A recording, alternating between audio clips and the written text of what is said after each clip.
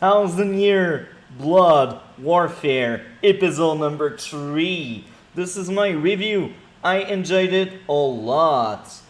And I will repeat myself. I liked this episode even more than the previous one. Yes. Now, here, I found no issue. Even if I try to nitpick, even if I try to find stuff I didn't like, I just can't. This episode was great. In this episode, we find out that Division 12 Captain Kurotsushi is the one that killed the Rikongai district people in previous episode. And if he did such thing, it's to balance out the soul in the soul society and the world of the living in order to save everyone. Yeah, pretty dark there. We need to also speak about the extra scene. These scenes were not part of the manga, and just like previous reviews, I will not give away any spoiler for future elements that the anime didn't cover yet. I will only speak about what happened in the episode and previous episode as well. With that being said, we get a fight between Ichigo and one of the Quincy. Great fight.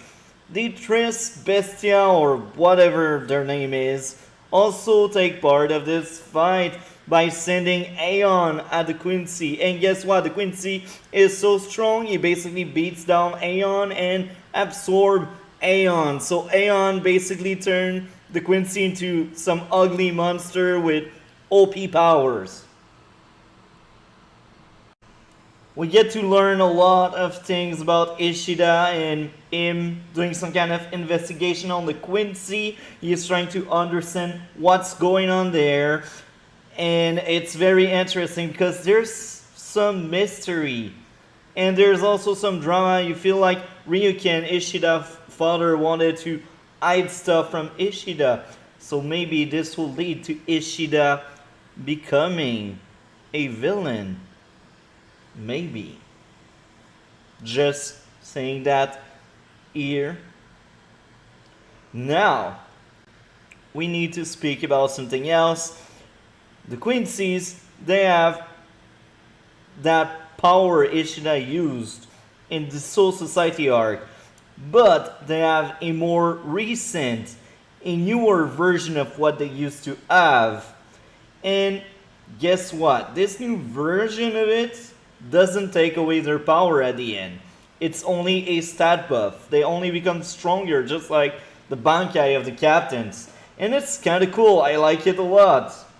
In this episode, we also get to learn that the Agnes, the boss of the Quincy, basically gave a list of high-value targets, special war potential, and Ichigo is one of them.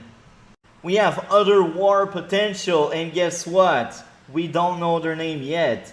I do know because I did read the manga. I cannot wait for the anime to cover the other potential of war, the other weapons that can help out the Soul Society for this big war. I also like a lot the way they approach war in this manga, telling that if a side of this war is basically in the war for survival, they are right, and whoever try to conquer them are wrong. But in some wars, when both sides are right, it's just war. It's very interesting.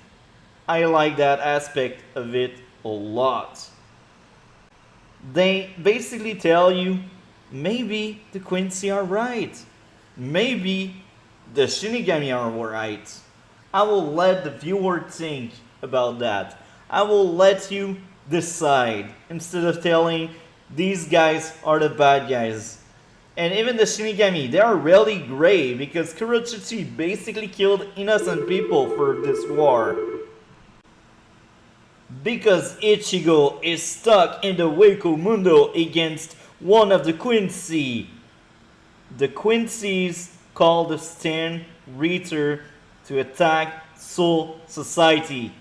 That was amazing. I like that a lot.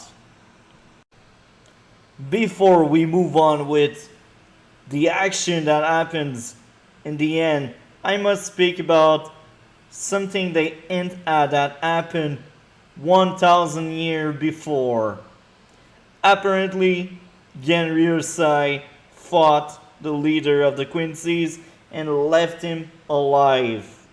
And this may be the reason why there's an invasion at the moment. Then we get a Quincy. They enter Soul Society. They kill everyone. It's very violent, dark. It feels like the manga. They don't treat the viewer like child. There's a lot of gore there, and I kind of enjoy it because they are very faithful to the manga, and it's just amazing. So yeah, another great episode. And this time around, as I said earlier, I had no issue. This episode is a masterpiece in itself. And because of that, it deserves S plus for super good. That being said, like, comment, and subscribe. And see you next week for the next episode. I'm very excited to see what happens next, what they will adapt. I cannot wait. Have a great day.